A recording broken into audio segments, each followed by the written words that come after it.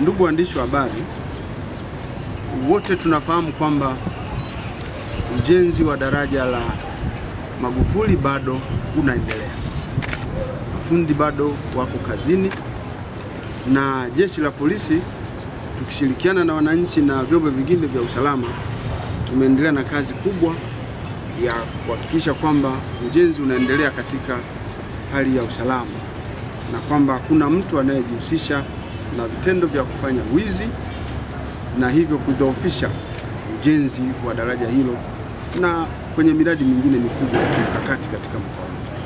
Sasa siku ya leo tumepokea taarifa katika mradi wa daraja la JPM kwamba watu wamekuwa wengi upande wa Busisi, hali kadhalika upande wa Kigongofeli katika wilaya ya Misungu. Wingi huo umetokana na vivuko vinavyofanya kazi ya kuvusha watu, magari, pikipiki na baisikeli kuharibika. Kumekuwa kukitokea kuharibika kwa vivuko hivyo kwa sababu wanadai ni kutokana na magugu maji ambayo yametanda ile eneo lote.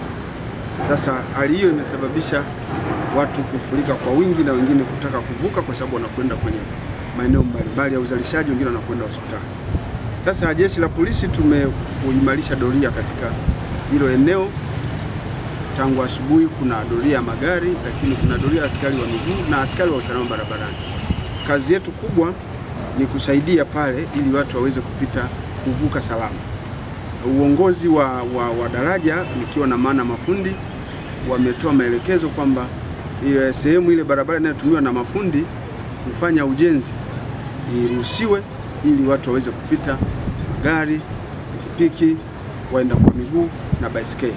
Sasa tumeweka utaratibu wa namna nzuri ambapo watu wataweza kuvuka katika lile eneo. Jeshi la polisi kama kawaida tumekuwepo kwa ajili ya kuimarisha hali ya ulinzi na usalama. Tunawaomba wananchi katika hilo eneo pale ambapo imebidi kuwa hivyo, basi wanatakiwa kufuata maelekezo watakayopewa na jeshi la polisi, lakini maelekezo watakayopewa na wataalamu wanaohusika na ujenzi kwamba wapite upande gani ili ujenzi uendelee na wao waendelee kuwa salama huko wakipita na kuendelea na shughuli zao.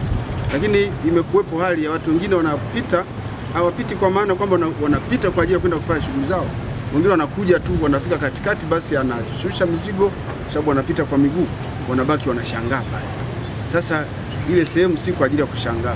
Kama imeruhusiwa ni kwa ajili ya kupita ili uende upande mwingine kuendelea na shughuli zako za uzalishaji mali. Lakini kimsingi jeshi la polisi litaendelea kuwa pale. Tumeweka askari wetu ambao wataendelea kuwa pale mpaka pale ambapo daraja hilo litakuwa limekabidhiwa rasmi na kuanza kutumika kadri ya utaratibu utakaowekwa.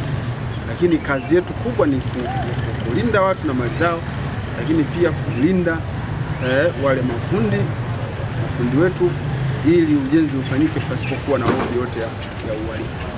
Kusema kweli wanafanya kazi kubwa, na mimi kamanda wa polisi wa mkoa nichukue nafasi hii kwa dhati kabisa kuipongeza serikali ya awamu ya 6 kwa kazi kubwa inayofanya kuhakikisha kwamba hilo daraja linakamilika.